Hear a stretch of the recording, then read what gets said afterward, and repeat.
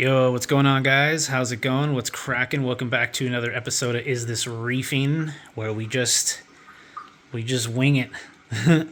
Monday is my birthday, so tomorrow. I don't know when you'll see this. Maybe I'll upload it today. I don't know. Went to the fish store on my own, unsupervised. I'll show you what those are in a bit. Kind of super stoked on that. But here's a quick little tank update. Here's a little quick tank update. Everything is still doing super well. The ultras are fully extended. I talked to somebody at the reef shop. They gave me some advice that I was like, that's oddly just so generic of advice. I just never would have thought of that. Quick thing with this is he said if they're moving around, they need light. I was like, obviously, mine don't move around. He's like, cool. Well, if their tentacles are fully extended, they're hungry. They're trying to get something in the water column. And I was like, hey, I feed them. And he goes, how big? And I was like, well, I feed them like Reef Frenzy, but like the little chunkies. And he goes, yeah, you should try like silver sides or something meaty that makes them have to actually digest. And if they know that they're going to get food that they get to eat, they can not try to filter feed, which will bring those in, and then they'll start to puff up. And I was like, again, that's like some stuff you would hope to hear on the forums, and you just don't. And I was just like, that's so interesting. So I'm going to try that. This is like one of the original rose bubbles that I picked up, and I don't know. It's the way it is. And then I got another one way back there, still living. And this is the Jolly Rancher, again, living. Neon green toadstool doing its thing. And I've got basically the Duncans right here. They're growing in real nicely. So that's looking good. My salinity has slowly raised itself, JK. I've been just adding RO, but I'm at like 38 ppm, which is about 1.028, way higher than it should be.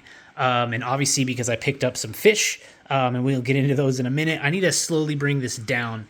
So what I'm going to do right now is unconventional, but that's how we do things, is I'm going to pull like about 2 or 3 gallons out of the display. And then I'm going to add 3 gallons of RO.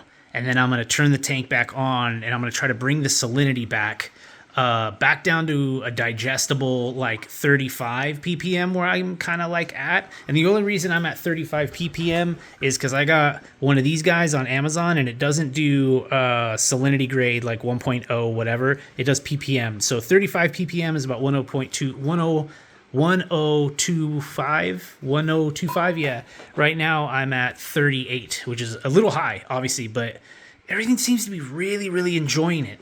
They don't really have a problem, but I don't want it to go any further, and I am trying to bring it down a bit. So that's the goal right now, is before I get these guys acclimating, I'm going to go ahead and pull 3 gallons out, add 3 gallons in, and then when I'm able to do that, turn the tank back on, check the salinity, and as long as salinity is at 35 or 36, I'll then start to maybe acclimate the fish. And then I need to do a bigger water change anyways. I'm running out of salt. I bought another big bag, but I have about 1 water change left. So I'm going to lower the salinity a bit to get things kind of in a cruising, nice, comfortable place. And then once I actually get to that place, I'll do a bigger 15-gallon water change where I usually do at the normal 35 ppm, because I'm going to need that.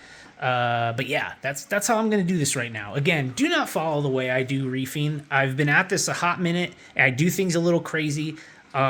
This tank has been up, 3 months already. And as you guys can tell, I got a lot of fish. They're super happy.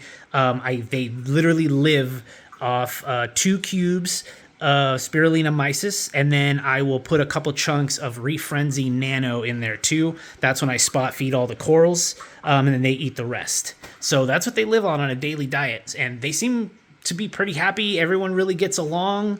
I don't know. I guess I'm doing stuff that's okay, but yet again, I'm in this 3 months. I have not tested anything. I literally live on just my eyeballs, you know what I mean? If I overfeed, I bought some hermits. If I saw some green, I got the coral beauty, and then I got the snail, or not the snail, I got the shrimp, right? So I got fish that are going to take care of the problem, but also kind of add to the tank. You know what I mean? Like the Coral Beauty's picking at the tank and actually like canceled a lot of the green that was starting to grow that could have turned into bad algae. But I think the Coral Beauty started picking at it because it's more of an herbivore. You know, it's an angel.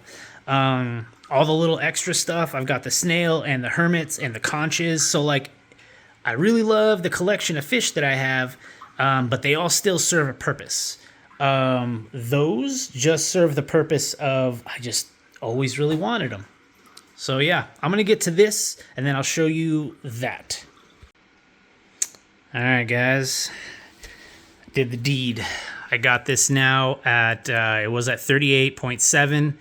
I know it's really high. Don't at me in the chat, but now it is at 36.5. And everything's doing fine. Obviously, I did it really quick. You're not supposed to do that, but I think I say that a lot. I just do my own thing, guys. I'm sorry, but this is more acceptable. So I'm going to go ahead and now get what I have been acclimating to temp here. I'm going to now get it into the bucket. So first things first, I got my hands on a set of red mandarins. So pretty juiced on these. Gonna have to definitely get them in here, start to acclimate them as much as possible. And then slowly acclimate them. Probably just do a little bit of water at a time, get them used to it, and then I'm gonna get them in a little breeder box up here. I also got my hands on a little baby. And this is a micro hippo tang. This is $40, but like, man, all it has to do is grow 1 more inch and suddenly it's an $80 fish, right? So I was like, screw it, we're doing it, right? So I'm gonna get both of these in this bucket here, and then just start acclimating them with water. And then once I get to that point, I think we'll be in a position to where I can get them with a net, or if I can't get them with a net, I'll just get them in the acclimation box, and then I'm going to hang the box over here in the corner. And then I got a bottle of Tigger pods, and I'm going to keep that bottle in the little acclimation box that I have here. It's like a homemade one, basically. But so that way the mandarins definitely have food source with that. And then I'm going to try over time to get them to eat mysis. I have my white balance all messed up. Let's see if I can fix this. There you go. It's a little better. That's a little better, but either way, I will check in a moment. All right, they're in there. We got some red mandarins and a baby hippo, and I legit have Tigger pods with the lid open as the lid to kind of close that big hole so the hippo can't get out. But there should be enough flow. And hopefully every now and then all those pods are going to be popping out of there. And it'll just slowly feed everybody. And then I'll start to drop in mysis, you know, because I know the hippo will eat it. But hopefully the mandarins are getting a good little munch right here. 24 hours later. Oh, man. Well, this is a day later, maybe a day and a half later. I was just going to cut that video, but we're back again. Incredibly just terrible news. I woke up the next day and I had the container here. The hippo, dead. Straight up on its side at the bottom. One of the mandarins somehow jumped and I found stuck right here. Dried as a bone. Cool. Wonderful, wonderful birthday morning, really. And then, so just, you know, fucking sucks. Hippo's dead. One of the red mandarins is basically gone. So just sucks. You know, there's no other thing about that. Oh, cool. Here we go.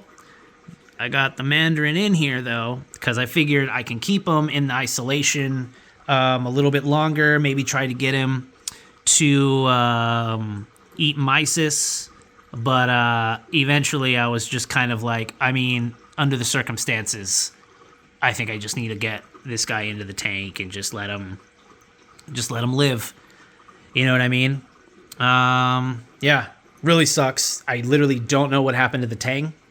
no idea what happened to the Tang. It's not like the 2 Dragonettes beat them up. You know what I mean? They're not really like that. Tang was pretty small. I get it. It was in a small little container, but like a couple hours overnight just to like make sure that, they don't get, too much trouble with the big guys, No idea. But yeah, found the other one literally sticking out right here. I thought maybe he was in the tank, but I saw like a fin, but it was the whole body. I think it was the female or the male. I don't know. I haven't seen a dorsal fin here yet. So this might be the female. Not sure.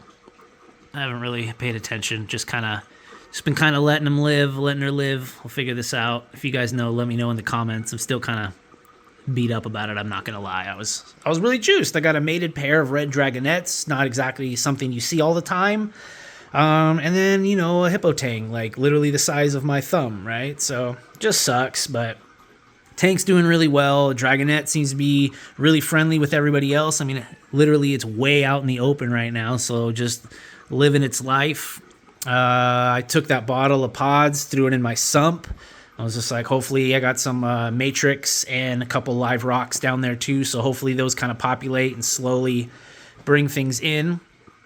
I'm going to probably do a refugium coming up here soon, so I can kind of have like refugium pod population situation going down there. The hang on back situation didn't really work out, so I'll figure something out for a skimmer, but figured I would at least kind of make this video and kind of, it's kind of somber here at the end, but yeah, I don't know.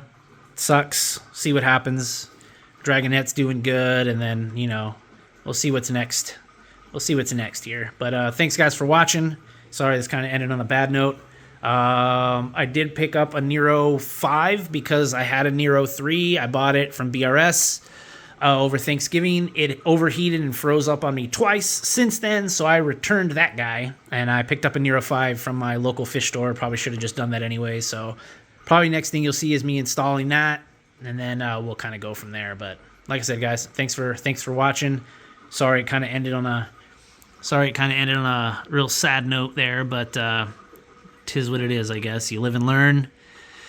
That's the hobby.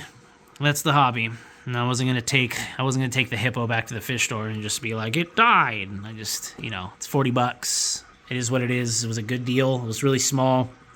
I don't know.